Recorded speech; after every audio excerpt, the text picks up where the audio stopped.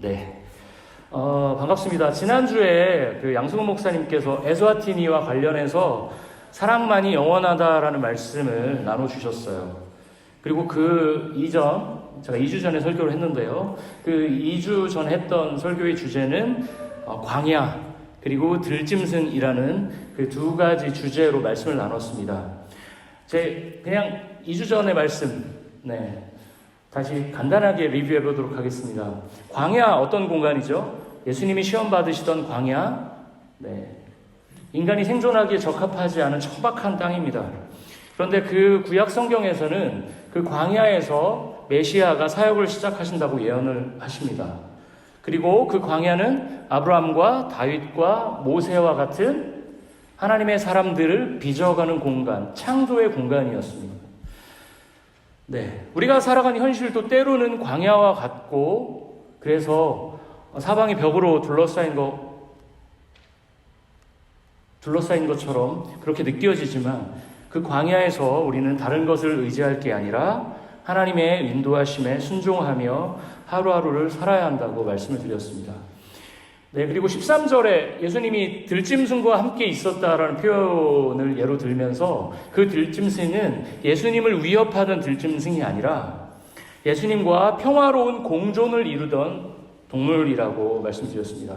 그런 의미에서 들짐승과의 평화로운 공존은 미래에 완성될 하나님 나라를 보여주는 하나의 작은 그림이라고 말씀드렸습니다. 들짐승은 어떤 존재죠? 어떻게 하면 자기보다 작은 짐승을 잡아먹어서 자기가 살아남을까를 고민하는 짐승이었습니다. 그런데 그 짐승이 예수님과 평화를 이룬 것입니다. 예수님도 광야에서 시험을 받은 것처럼 그렇지만 예수님도 광야에서 그렇게 빚어지셨듯이 예수를 믿는 저와 여러분도 광야 같은 삶을 살 것입니다.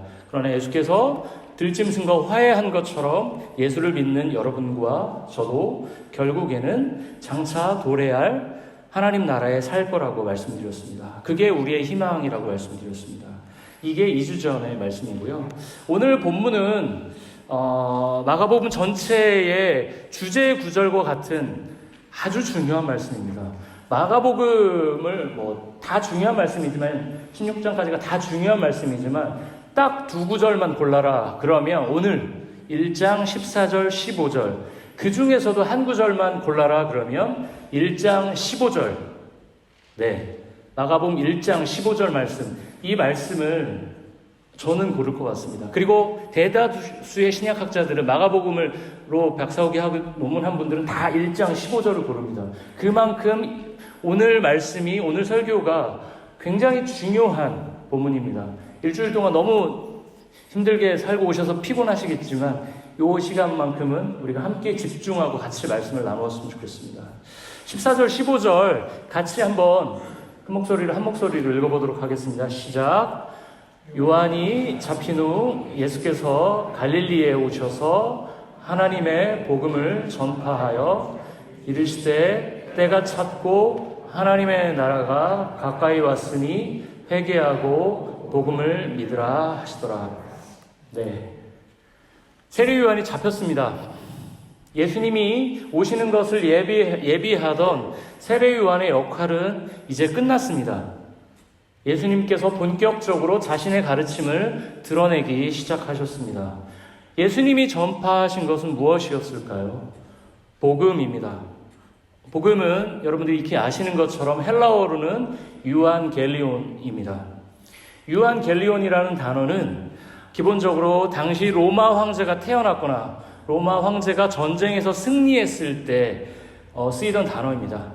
즉 예수님 시대의 사람들에게 좋은 소식, 복음, 가스펠, 유한겔리온은 자신들이 신으로 받들던 로마 황제가 이겼다는 소식이었습니다. 그러나 예수님이 전하던 하나님 나라의 복음은 다른 맥락의 복음이었습니다. 이 복음이 어떤 복음인지에 대해서는 15절을 통해 살펴보겠습니다. 15절 한번 띄워주세요. 15절은 때가 찼다는 내용으로 시작을 하고 있습니다. 영어 성경으로는 The time has come 이라고 번역을 하는데요, 주로. 어떤 시간이 시작됐다는 겁니다. 헬라어로는 이 시간에 대한 표현을 흔히 카이로스라고 표현을 합니다. 네, 헬라어에서는 시간을 의미하는 단어를 흔히 두 가지를 씁니다. 카이로스, 크로노스. 그 두 가지입니다. 많이들 들어보셨을 거예요. 설교에서 많이들 얘기하시는 내용이에요. 예, 크로노스가 뭐죠? 먼저 헬라어로 시간을 얘기하는 카이로스와 크로노스 중에 크로노스, 네, 몇 분, 몇 초, 몇 시와 같은 아주 물리적인 시간입니다. 일반적 의미의 시간이에요. 가만히 있어도 자연스럽게 흘러가는 시간, 자연적인 시간, 달력의 시간, 이게 크로노스입니다. 반면 카이로스는 뭔가 특별한 의미가 부여가 되는 시간입니다. 네, 여기 계신 모든 분들이 아마 첫사랑? 네, 첫사랑의 추억들이 다 있으실 거예요. 네, 저는 제 길 잠시만 해보면 전 초등학교 6학년 때 네, 처음 누군가를 정말 좋아했던 기억이 있었던 것 같아요. 어느 날 제가 속한 반에 어떤 여학생이 쫙 전학으로 왔어요. 첫인상이 뭐였을까요? 너무 예쁘다. 너무 예쁘다. 였습니다. 그날 이후로 저는 학교 가는 게 너무 즐거워졌어요. 너무 즐거워졌어요. 학교 가는 게 너무 즐거워졌습니다. 교실에 들어서자마자 뭘 하죠? 그 친구 어디 있는지 쫙 살핍니다.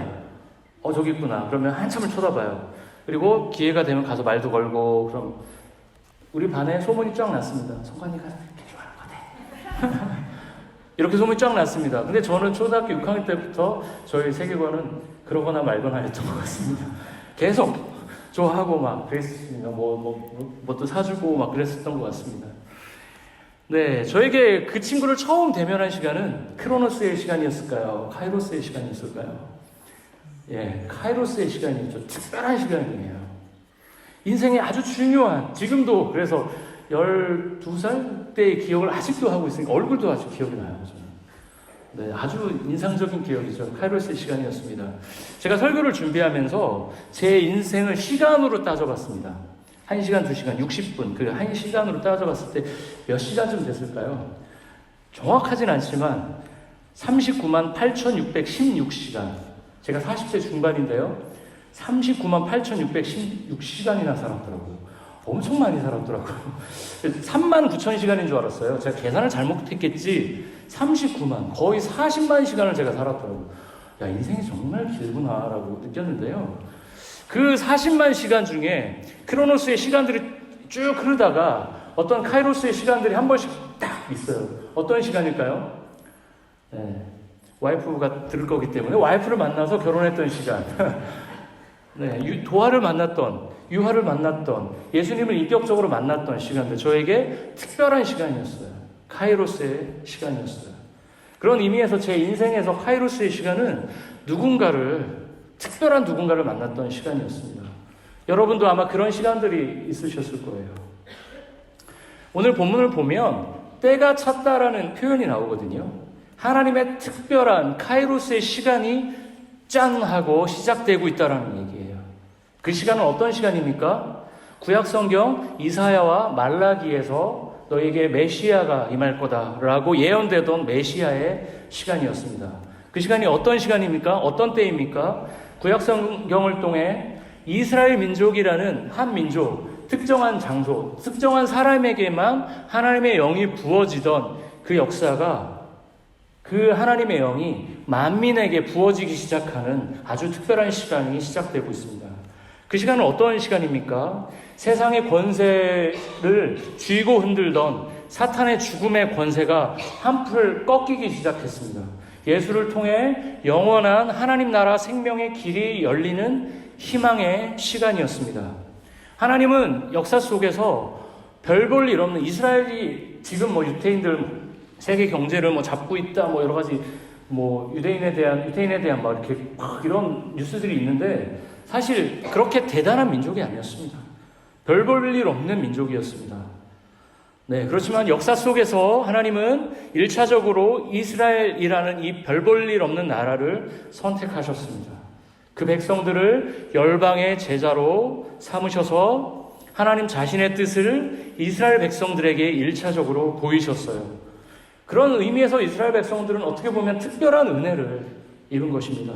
그런데 이스라엘 백성들은 어떻게 하죠? 그 은혜를 정면으로 걷어찹니다. 하나님을 거부하고 우상을 섬기고 끊임없이 하나님을 떠납니다. 하나님을 향한 반역의 역사가 이어집니다. 그래서 하나님은 이 반역의 역사를 끝내고 새로운 시대를 여시기로 하셨습니다. 이것이 구약에 자주 등장하는 주의 날이라는 개념입니다. 창조에 이어서 인간의 타락 사건 이후에 이어지던 반역의 시대, 하나님께 저항해서 세상이 깨어졌죠. 그 깨어짐의 시대가 쭉 이어지고 있었어요. 그런데 그 반역의 시대에 종지부를 찍고 새로운 시대를 시작하는 분이 누구시죠? 바로 오늘 등장하는 예수 그리스도입니다. 오늘 본문에 때가 찼다고 하는 그 시점은 바로 그런 새로운 시대의 출발을 알리는 위대한 선언입니다. 본문은 때가 찼다는 표현을 하면서 이어서 하나님의 나라가 가까이 왔다고 표현합니다. 여기서 우리가 만약에 귀납적 성경 연구라는 건 성경의 자잘한 것들, 성경의 결론을 갖고 보는 게 아니고요. 성경의 다양한 단어들, 표현을 하나하나를 분석하면서 결론을 내는 게 귀납적 성경 연구거든요. 그 귀납적 성경 연구를 하다 보면 저 본문을 보면 우리는 어떤 질문을 던지게 될까요? 첫 번째, 하나님 나라가 뭘까? 그 질문을 던지게 될 거예요. 그리고 저는 이 본문을 볼 때, 귀납적 성경 연구를 할 때 들었던 질문이 딱 한 가지가 더 있었어요. 약간 의문이 들었어요. 예수님이 오시면서 하나님 나라가 가까이 왔다고 선포를 하셨는데, 그러면 구약에서 드러난 나라는 하나님의 나라가 아닌가? 라는 질문을 하게 됐습니다. 하나님 나라를 아주 간단히 표현한다면, 한 문장으로 표현한다면 하나님의 통치로 설명할 수 있을 거예요. 그런 차원에서는 구약 성경에서도 하나님이 통치하시니까 구약의 역사도 하나님 나라가 아닌가? 이렇게 질문을 우리는 던질 필요가 있는 것 같아요. 예수님이 뭔가를 시작하셨지만 그 이전에도 하나님께서 통치하신 것 같은데? 라고 질문을 던질 수밖에 없을 것 같아요. 구약 성경에서도 분명히 하나님께서 통치하시고 역사하십니다. 맞습니다. 그런 차원에서 구약 성경의 역사도 하나님 나라가 맞습니다. 그런데 구약의 백성들도 의문을 가졌겠죠. 지금 자신들이 살고 있는 세상이 하나님 나라이면 왜 우리는 이런 고통 속에 이민족들의 공격에 시달리며 포로로 잡혀가고 이런 고통의 시간을 살아야 될까? 이런 질문을 던졌습니다.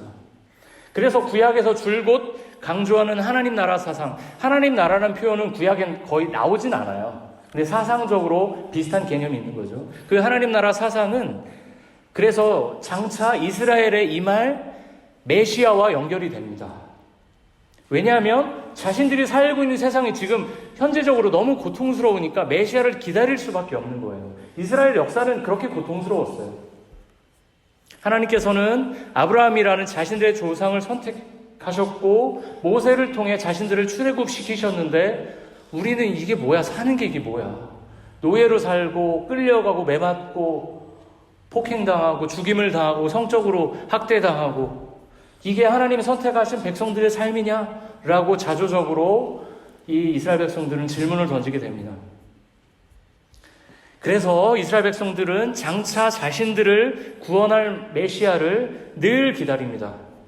그 메시아가 자신들을 이민족의 압제로부터 해방시키고 진정한 정의와 평화를 가져다 줄 것이다. 기대하며 메시아를 또 기다립니다. 그리고 구약 성경에서 그렇게 예언됐던 메시아 예수께서 드디어 역사 속에 등장하셨습니다. 그리고 그 예수께서 하나님 나라가 가까이 왔다고 오늘 15절 본문에서 오늘 말씀하십니다. 좀 전에도 말씀드린 것처럼 구약에도 하나님의 통치, 하나님 나라는 존재했습니다. 그런데 예수께서 시작하신 하나님 나라는 인간의 반역으로 훼손된 창조 질서가 드디어 회복되기 시작하는 나라입니다. 하나님 나라가 아니었던 것은 아닙니다. 구약의 나라도. 그렇지만 예수님께서 시작하신 하나님의 나라는 그 구약의 질서 속에서의 하나님 나라가 아니라 인간이 깨트려오는 세상을 회복할 단초를, 실마리를 제공하기 시작한 새로운 시대, 새로운 스타트를 알리는 새로운 하나님 나라인 거죠. 예수께서 선포하신 하나님 나라의 핵심 요소는 치유와 회복입니다. 예수님은 귀신 들린 자들을 치유하셨고 병에 걸린 사람들을 고치셨습니다. 예수님은 왜 귀신을 내쫓고 병 걸린 사람들을 치유하셨을까요? 하나님이 통치하지 않는 곳은 사탄이 통치하는 영역입니다. 사탄이 지배하고 있을 때 인간은 수많은 질병과 고통에 시달리고 여러 가지 억압에 시달립니다. 그런데 예수 그리스도께서 역사 속에 등장하시면서 사탄의 역사가 더 이상 통하지 않는 나라를 시작하신 것입니다. 빛이 들어오면 우리 여기가 깜깜할 거예요. 근데 어떻게 되죠? 저 라이트를 딱 켜는 순간 빛이 들어오면서 어둠이 사라지듯이 예수께서 하나님 나라, 예수의 하나님 나라가 역사 속에 시작되자 사탄의 영향력이 줄어들기 시작하신 것입니다. 그리고 예수가 선포하는 하나님 나라는 예수 그리스도의 십자가 사건과 부활을 통해 그 중심 사상을 드러냅니다. 예수님께서는 신성을 가진 분이셨지만 인간으로 오셨어요. 그런데 죽음을 경험한 인간 예수가 죽음을 이기셨어요. 사탄의 죽음의 권세를 이기신 것입니다. 더 이상 인간이라면 어떻게 되죠? 태어나면 죽습니다. 그런데 예수께서 오셔서 인간이신 예수께서 죽었다가 살아나셨죠. 죽음의 권세를 극복하셨죠. 더 이상 사탄이 지배하지 않는 공간이 이 세상 속에 존재하기 시작한 것입니다. 죽음의 권세가 통하지 않는 그 스페이스가 만들어지기 시작하신 것입니다. 그리고 예수는 그 영원한 생명의 공간을 자기 혼자 독점하고 끝내는 것이 아니라 자신을 믿는 모든 이들에게 허락하셨습니다. 즉 예수를 믿고 따르는 모든 이들이 하나님 나라 백성으로 받아들여지고 영원한 생명이 허락된 것입니다. 그런데 예수님이 시작하는 하나님 나라가 그렇게 대단한 나라인데 뭔가 제가 막 거창하게 지금 설명을 했잖아요. 사망의 권세를 이기고 새로운 시대를 시작했다라고 제가 거창하게 지금 표현을 했는데요. 그런데 왜 우리가 살고 있는 이 나라는 여전히 고통스럽고 전쟁이 가득하고 서로가 서로를 잡아먹지 못해서 안 되릴까요? 여기서 우리 모두가 알고 있는 이미와 아직의 하나님 나라 개념이 등장합니다. 분명히 예수 그리스도와 함께 치유와 회복의 하나님 나라가 시작되었습니다. 여전히 그 나라는 확장되고 있습니다. 그러나 하나님 나라의 완성은 여러분들 잘 아시는 것처럼 예수께서 오셨을 때 완성될 것입니다. 이미 시작됐지만 아직 완성되지 않았다. 알 것 같으면서도 약간 모호해요, 사실 이 개념이. 신약 성경에서 언급하는 그 하나님 나라가 약간 이 모호하게 들리는 이유는 하나님 나라가 두 가지 차원, 이중적인 차원을 특징을 지니고 있기 때문입니다. 우리는 이 하나님 나라에 대해서 이미 임한 하나님 나라, 현재 살아가는 하나님 나라와 그리고 나중에 미래에 완성될 하나님 나라의 개념에 대해서 많이 우리가 들었습니다. 그렇지만 조지 엘든 레드라는 신약학자, 아주 유명한 하나님 나라의 개념을 거의 이렇게 완성했다고 할 만한 그 신약학자는 하나님 나라의 특징을 네 가지로 구분을 합니다. 하나님 나라는 현재적 실체다. 현재 우리가 살아가는 나라 속에 하나님 나라가 있다라는 거예요. 우리가 하나님 나라 백성으로 현재 속에서 살아간다. 현재적 실체다. 더불어 미래적 축복이다. 미래에 완성될 우리에게 축복으로 다가올 미래적인 나라다. 우리가 지금 계속 얘기하는 그 나라죠. 그렇지만 또 하나 덧붙이는 것은 영적으로 다시 태어난 자들만이 경험할 수 있는 영적인 내적 축복, 영적인 자들에게 허락된 영적인 축복이라는 거예요. 그런데 더불어 반대로 현재 우리가 경험하는 이 피지컬한 물리적 세계와 철저하게 관련이 있는 나라, 그 나라가 하나님 나라이기도 하다라는 거예요. 하나님 나라의 네 가지 차원이죠. 이미 임한 하나님 나라, 미래에 임할 하나님 나라, 예수께서 오셔서 완성하실 그 영원한 기쁨의 하나님 나라, 전쟁과 고통과 아픔이 다 사라질 그 하나님 나라가 있고요. 또 하나는 어떤 영적인 차원의 하나님 나라가 있고요. 영적인 세계를 영적인 눈이 떠졌을 때 보여지는 하나님 나라가 있고요. 이 물리적 세계에서 여전히 활동하는 연결되어 있는 그 하나님 나라가 있다라는 거예요. 이 하나님 나라의 차원은 이렇게 네 가지로 우리가 설명할 수 있습니다. 그래서 이 하나님 나라는 그래서 이렇게 이 네 가지 차원에서 다차원적이에요. 그래서 어떻게 보면 굉장히 심오한 것 같으면서도 어떻게 보면 굉장히 심플한 게 이 하나님 나라의 복음입니다. 지금 이곳에서 현재적 나라이고 미래에 완성될 나라이고 영적인 세계이면서 물리적인 세계에서 영향력을 발휘하는 나라, 그게 바로 하나님 나라죠. 그렇다면 우리의 신앙의 방향은 이렇게 네 가지 방향으로 결정될 거예요. 현재 속에서 현재적 하나님 나라를 충실하게 살면서 미래에 이루어질 하나님 나라를 기대하는 게 우리의 신앙이고요. 철저히 영적인 추구를 하면서도 우리 피지컬한 세계에서 우리의 삶의 구체적인 현실에서 삶의 아주 구체적인 순간에서 적용되어져야 되는 게 하나님 나라인 거죠. 그런데 이 이중적인 다차원적인 하나님 나라의 특징은 그리스도인을 상당히 우리의 삶을 풍성하게 만듭니다. 하나님 나라를 미래로만 이해한다면 현재는 무시가 되겠죠. 그러면 아무것도 아닌 나라가 돼요. 지금 아무것도 아니에요. 그냥 배부르게 살면 되고 우리는 나중에 천국 가면 하나님 나라가 얼마나 협소해지고 소라해집니까? 그런데 하나님 나라는 미래에 완성될 하나님 나라가 사라지고 지금 이곳에서 이 하나님 나라가 여기에 임했다, 여기가 전부다라고 한다면 우리의 삶이 얼마나 비참할까요? 왜냐하면 지금 우리가 누리게 되는 게 하나님 나라의 전부라면 저는 그리스도인은 안 할 것 같아요. 그냥 편하게 살죠. 이 이중적인 다차원적인 하나님 나라의 특징은 그리스도인의 삶을 풍성하게 만들기도 하고 편협하게 만들기도 합니다. 하나님 나라의 미래적 특성과 현재적 특성을 골고루 이해하고 수용하는 그리스도인들은 현재 자신의 삶에서 하나님 나라를 실천하기 위해 애쓰면서 장차 이루어질 하나님 나라를 기대하면서 또한 하루하루를 살아갑니다. 죽어서 가게 될 나라뿐만 아니라 지금 이곳에서 그리스도인답게 하나님 나라 백성답게 살아간다는 그 삶의 의미를 아주 무겁게 받아들이면서 실천하면서 살아갑니다. 두 번째는 하나님 나라를 제대로 살아가는 사람들은 하나님 나라의 영적인 차원, 영적인 특성을 잘 이해하기 위해 하나님과 시간을 따로 떼어서 하나님의 말씀을 읽고요. 특별히 하나님과 대면하는 기도의 시간을 갖고요. 내가 하나님과 어떻게 하면 영적으로 더 친밀하게 지낼 수 있을까? 계속 스트러글 합니다. 영적인 축을 계속해 나갑니다. 그런데 거기에 머무르지 않습니다. 거기에 머무르지 않고 영적인 차원에서 머무르지 않고 하나님과의 영적인 관계를 바탕으로 우리가 살아가는 현실 세계의 변혁을 위해 엄청나게 애를 씁니다. 스피리추얼한 것과 피지컬한 것의 균형을 이루며 살아갑니다. 세상 속에서 하나님 나라 운동원으로 살아가는 거죠. 제가 너무 거창하게 얘기했나요? 네. 참 아름답습니다. 이렇게 만약 살아간다면 얼마나 아름답고 행복하고 기쁠까요?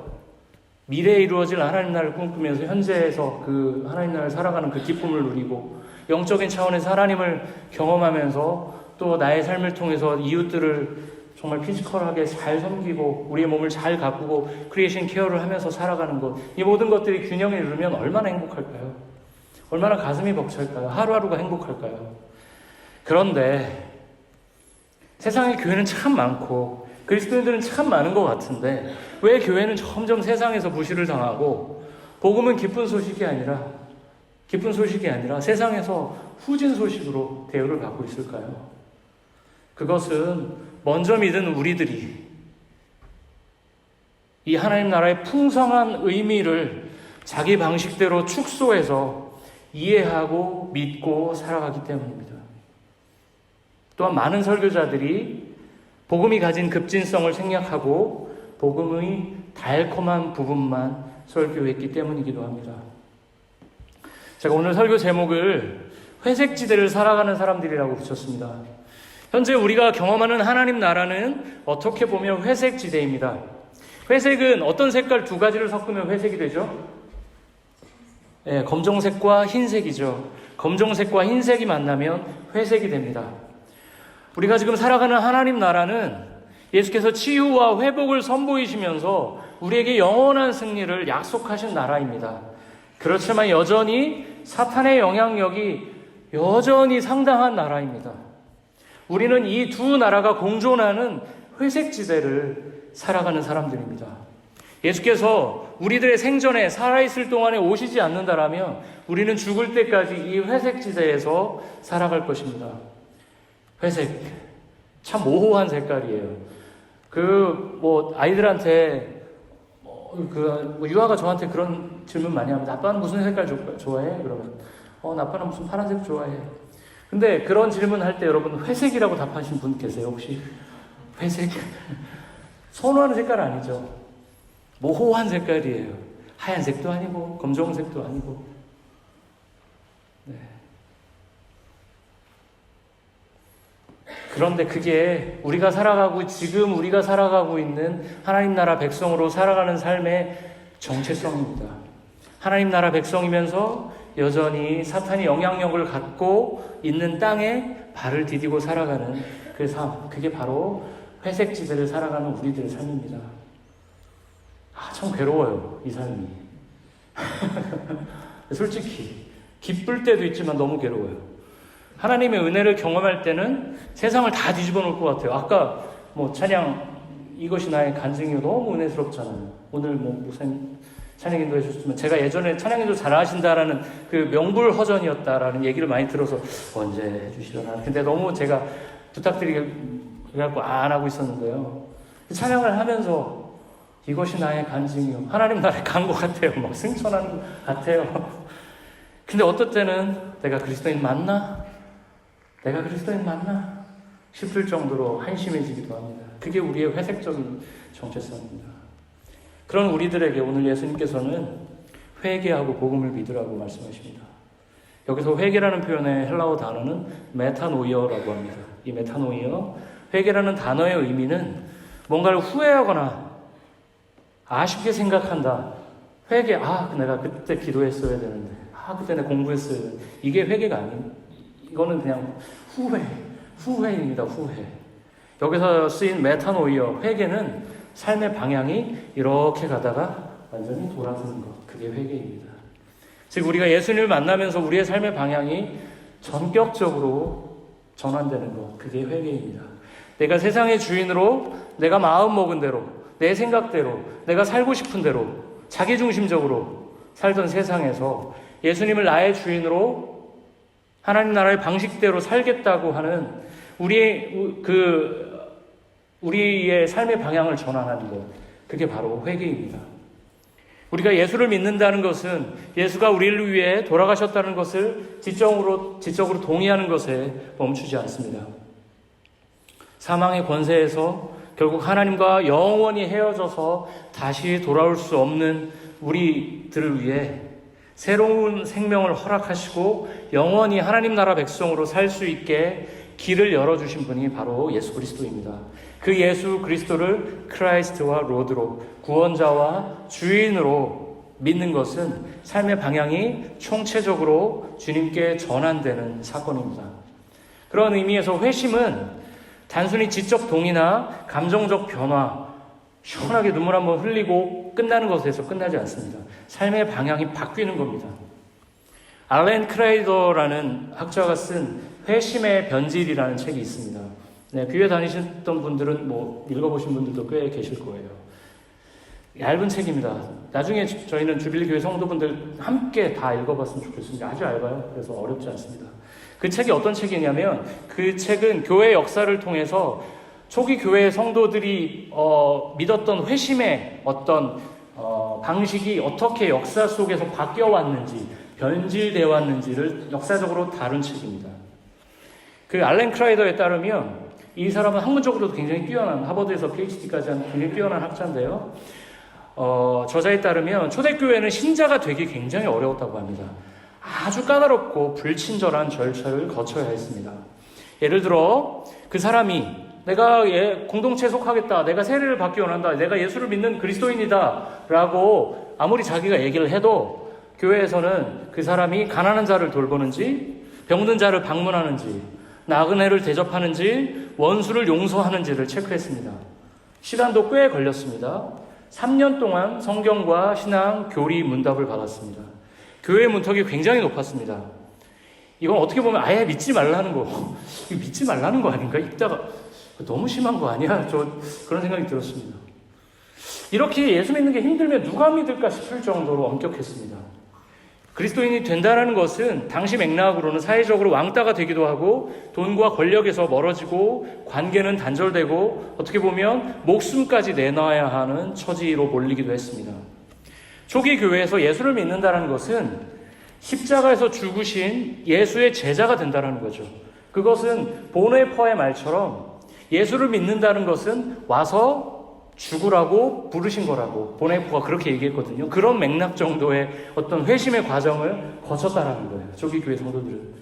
그런 대가를 지불하는 것, 예수를 믿는다는 거, 그런 거 당연한 거 아니야? 내가 그렇게 엄격하게 삶의 방향이 전격적으로 바뀌는 게 회심이야. 예수를 믿는 거야. 라는 거였죠. 근데 이게 더 믿기지 않는 것은 이렇게 엄격한 공동체가 있을 수 있어요. 더 우리에게 이게 충격적인 것은 이렇게 무리한 요구를 하는데 갈수록 기독교인이 늘어나요. 4세기 초까지 매 10년마다 평균 40%씩 성장했고 결국엔 로마의 인구 중에 10% 가까운 인구까지 육박했습니다. 아주 무서운 기세였습니다. 이 위험하게 짝이 없는 이 신앙 공동체의 어떻게 폭발적인 성장은 아주 경이로웠어요. 한국교회 성장보다 더 가파르게 성장했습니다. 그들은 믿는 대로 행동했고요. 이것은 로마 제국에 속한 사람들, 교회 바깥에 있는 사람들에게 의문을 자아냈습니다. 어떻게 저렇게 살지? 어떻게 저렇게 살지? 그래서 당시 교회 밖에 있던 사람들은 교회에 관심을 갖고 교회로 찾아오기 시작했습니다. 그리스도인들의 삶이 궁금해서 교회로 찾아오기 시작했습니다. 그렇게 그렇게 예수를 믿었던 게 회심이었습니다. 그런 게 예수를 믿는 방식이었습니다. 그런데 바뀌죠. 그런데 지금 우리는 참 쉽게 예수를 믿을 수 있습니다. 그래서 어떤 맥락에서 보면 믿기 쉽게 하는 것, 믿기 쉽게 세팅되어 있는 교회의 세팅이 어떻게 보면 신앙의 변질, 회심의 변질일 수 있다는 생각을 합니다. 그리고 믿기 어렵게 믿는 것이 신앙의 본질이다라고도 얘기할 수 있을 것 같습니다. 어느 시대이고 예수를 따르는 것이 성공에 이르는 지름길이었던 적은 없습니다. 아주 좁고 협착한 길이었습니다. 그런데 역사를 통해 계속 간략해진 그 회심의 과정은 우리가 믿는 하나님의 복음을 싸구려 복음처럼 만들어버렸습니다. 그냥 쉽게 믿을 수 있게 됐고 대가를 치르지 않아도 난 그리스도인이야 라고 쉽게 세상과 예수를 같이 섬길 수 있게 우리가 그렇게 복음을, 회심의 과정을 지나치게 간략하게 만들어버린 거 아닌가 싶습니다. 그런 차원에서 예수를 믿어도 그 사람의 세계관에 총체적인 변화가 생기지 않는다라면 그 믿음이 진짜일까라고 우리는 질문을 던져봐야 합니다. 콘스탄틴 황제가 기독교를 공인했죠. 그리고 크리스텐덤이라는 크리스텐덤으로 번역된 그 기독교 왕국 사회가 도래하면서 공적인 권력이 로마 황제가 그리스도인들을 탄압하던 로마 황제가 세례를 받고 어떻게 됐죠? 그리스도인이 됐어요. 그러면서 니네 무조건 믿어 이런 시대가 왔습니다. 공적인 권력이 신앙을 강요하기 시작했습니다. 특권과 이익을 노리고 교회 안으로 그런 권력들이 들어오기 시작했습니다. 그러자 깐깐했던 회심의 과정이 축소되고 아주 간소화됐습니다. 신자의 질이 어떻게 될까요? 떨어지겠죠. 불보듯 뻔한 역사적 사실입니다. 이 알렌 크라이더는 이 회심의 본질에서 제대로 된 회심을 3B, 세 가지 B자, ABCD B로 얘기합니다. 신념, belief, 행동, behavior, 소속, belong. 요 세 가지 개념으로 설명을 합니다. 우리의 신념과 행동과 소속이 바뀌는 것, 그것이 바로 회심이다. 한마디로 회심은 그런 측면에서 총체적 변화입니다. 삶의 총체적이고 전방위적인 재구성입니다. 그런데 역사의 어떤 시점부터 그런 변화의 요구 없이 신자가 되고 삶은 그대로인데 기독교인이 될 수 있었습니다. 이것이 기독교 타락의 시발점이었고 원인이기 때문에 우리는 어떻게 보면 이 변질된 회심부터 회복해야 되는 것 아닌가 싶습니다. 제가 요 며칠 전에 기도 부탁한다는 카톡을 남긴 거 보신 분 계실 거예요. 제가 제가 같이 일했던 대학생 친구인데 25살짜리 그 친구랑 복음을 같이 나누기로 해서 몇 번 만나기로 했어요. 예, 2번 만났는데 그 친구로부터 좀 가슴 아픈 이야기를 들었습니다. 같이 일하는 그 직장, 거기서 본인 빼고 다 크리스찬이었다고 합니다. 근데 거기 있는 사람들이, 제가 그 친구랑 같이 일을 해봐서 그 친구의 성정을 잘 알거든요. 25살짜리 친구 굉장히 착하고 일을 열심히 했었습니다. 제가 시키는 대로 열심히 하고, 그래서 제가 참 혼자 부모 떠나서 여기 유학 와서 대학교 다니면서 알바하면서 참 열심히 살아간 친구라 제가 종종 만나서 이렇게 밥 사주고 했었어요. 제가 일을 그만둔 이후에도 너무 안타까웠던 사실은 그 같이 일했던 직장에 그 친구 빼곤 다 크리스찬이었대요. 근데 힘든 일 앞에서 모두 다 얘한테 다 몰아주는 거예요.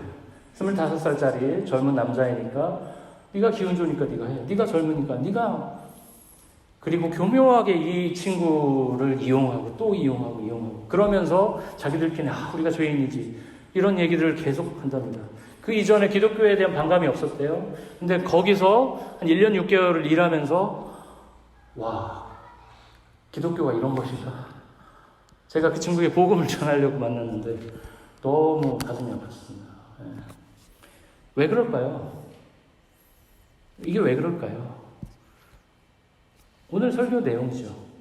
회심이 총체적 변화가 생략된, 우리의 죄가 해결된, 우리가 그리스도인이니까 우리의 십자가 사건으로 우리의 죄가 해결됐고 나는 내 신분이 바뀌었으니까 하나님 나라, 지금 현재적인 하나님 나라에서 내가 지금 어떻게 살아야겠다는 하나님 나라 백성으로서 정체성으로서의 고민이었기 때문에 그 25살짜리한테 일을 몰빵시키고 자기는 슬쩍 빠지는 아주 명목의 그리스도인만 남아있는 거죠. 회심이 이렇게 볼품없어졌습니다. 이게 우리 시대의 추락한 복음의 안타까운 현실입니다. 우리 시대의 회개 회심은 예수님에 대한 지적인 동의나 감정적인 체험으로 끝나는 경우가 많습니다. 그런데 회개는, 그리고 회심은 우리에게 총체적인 돌이킴을 요구하고 있습니다. 예, 이제 제가 말씀을 마무리하겠는데요. 오늘 우리는 하나님 나라의 다차원적인 이중적 특징에 대해 살펴봤습니다. 하나님 나라는 현재적이면서 미래적이고 영적인 질서이면서 물리적 세계와 연결이 되어 있다고 제가 말씀을 드렸습니다. 우리는 그리스도인이라면 그 4가지 차원의 영적이거나 물리적이거나 현재적이거나 미래적이거나 그 4가지 차원 중에 나는 이런 게 스타일이 맞는 것 같아 라고 생각하면서 한두 개의 차원만 취사 선택한다라면 우리들이 알고 있는 우리가 살아가는 하나님 나라 백성으로의 삶은 균형을 이룬 것이죠. 우리가 그리스도인이라면 각자의 취향대로 그 4가지 차원 중에 하나만 선택해서 살아서는 안 됩니다. 예수가 전해주신 하나님 나라는 분명히 폭발력이 있었습니다. 그 폭발력은 2000년 교회 역사를 지나면서 우리에게까지 전해졌습니다. 그런데 여전히 사탄의 영향력도 너무나 막강합니다. 우리가 적당히 예수를 믿도록 하고 굳이 예수 때문에 피곤하게 살지 말고 적당히 쿨하게 살라고 우리를 유혹합니다. 저에게도 매일 그런 유혹들이 오면 너 그냥 그렇게 번거롭게 하지 마. 그냥 쿨하게 세련되게 적당히 해. 그런 차원에서 우리는 하나님 나라와 사탄의 영향력이 겹쳐있는 어떤 나라죠? 회색지대를 살아가고 있습니다. 그래서 우리는 늘 애매하게 살기 싫습니다. 머리로는 그리스도인이지만 삶의 여러 가지 선택 속에서 철저하게 우리는 세상의 기준으로 판단하고 행동합니다. 결정합니다. 그리스도인이라고 스스로를 규정하지만 주변의 이웃을 돌볼 줄도 모르고 자기 앞의 문제에만 이렇게 몰두합니다. 그리고 자신의 삶의 자기가 관심 있는 분야에서 어떻게 더 성과를 낼 것인가, 어떻게 하면 더 인정을 받을 것인가, 어떻게 하면 더 안락하고 안정되게 살 것인가에만 몰두를 합니다. 이것도 물론 중요하지만 이것에만 몰두를 하기 쉽다라는 거예요. 회색도 아니라 검은색으로 훅 넘어가 버린 거죠. 그런 우리들에게 예수님은 오늘 회개하고 복음을 믿으라고 말하고 있습니다. 예수의 하나님 나라 복음은 진정 기쁜 소식이에요. 로마 황제의 승리와는 비교할 수 없는 차원의 아주 반가운 소식입니다. 예수께서는 하나님과의 관계가 끊어져서 더 이상 회복의 가능성이 없는 우리들에게 더 이상 세상의 방법과 기준대로 살지 말고 하나님 나라 안으로 들어오라고 지금도 오늘도 우리에게 요청하십니다. 아니 난 이렇게 살 거야. 난 적당히 살 거야. 아니 괜찮아. 그렇게 네 가지 차원의 하나님 나라 백성으로 그렇게 사는 거 너무 피곤해. 난 이렇게 살 거야. 라고 우리는 끊임없이 고집하지만 하나님 나라는 오늘도 우리에게 회개하고 복음을 믿으라고 오늘도 우리에게 요청하십니다. 하나님 나라 백성으로 산다라는 것은 각자 도생의 치열한 삶의 방식에서 벗어나 상호 의존적인 공동체를 세워가는 것입니다. 우리 서로가 연약한 존재들입니다. 우리 스스로 다 자립해서 난 괜찮아, 나 혼자 쿨하게 살 수 있어 라고 말할 수 있을지 모르지만 그건 사실 착각입니다. 우리는 서로가 서로를 필요로 하는 존재들입니다. 하나님 나라 백성으로 산다라는 것은 돈과 학벌로 평가받는 이 세상의 기준, 우리도 그런 세상의 기준의 세례를 철저하게 받은 사람이에요. 부인할 수 없습니다. 그런데 그 기준이 이 교회 안으로까지 침투하는 것을 우리가 거부하고 우리 모두가 하나님 앞에서 평등한 자녀다라는 것을 인정하며 그렇게 저항하며 살아가는 것, 그것이 하나님 나라 백성의 삶입니다. 하나님 나라의 백성으로 살아간다는 것, 가슴 떨리는 일이면서 아주 고단하고 어려운 길입니다. 때로는 오해도 받고 때로는 박해를 받기도 하고 배신을 당하기도 하고 내가 왜 이렇게 살아야 되지라는 그런 자조적인 음성이 가슴속에서 정말 밀려올 때도 많습니다. 그렇지만 그 길을, 그 어려웠던 배신과 그 아픔의 그 고통의 길을 먼저 걸었던 훌륭한 신앙의 선배들이 참 많이 있었습니다. 제가 교회 성도분들 몇몇이랑 같이 읽고 있는 곤잘레스의 초대교회사라는 책의 한 대목을 짧게 읽어드리고 제가 말씀을 마치도록 하겠습니다. 여기서 그들이라고 표현되는 그 사람들은 그 당시에 초기 교회 그리스도인들이었어요. 그들은 자기들의 고국에 살고 있으나 나그네들이다. 그들은 시민으로서의 모든 의무를 다하고 있으나 외국인처럼 박해를 받고 있다. 그들은 어디에 가든지 그곳을 고국으로 삼지만 동시에 그들의 모국은 어느 곳에도 존재하지 않는다. 그들은 육신을 입고 있으나 육신에 따라 살지 않는다. 그들은 지상에 살고 있으나 천국 시민들이다. 그들은 모든 법률들을 지키지만 법률에 의해 요구되는 것보다 한층 더 높은 차원에서 살고 있다. 마지막으로 그들은 모든 인간을 사랑하지만 모든 인간에 의해 박해받고 있다. 이게 초기 교회 성도들이 회심의 본질을 지키면서 살아왔던 삶의 방식입니다. 이렇게 하나님 나라를 살았던 선배들 덕분에 그리고 성령의 도우심 덕분에 교회가 2000년 역사를 버텨왔습니다. 이렇게 하나님 나라를 살아가시는 여러분 되시길 진심으로 소망합니다. 하나님 나라가 주빌리 교회를 새롭게 하는 비전이 되길 진심으로 소망합니다. 말씀을 마치도록 하겠습니다.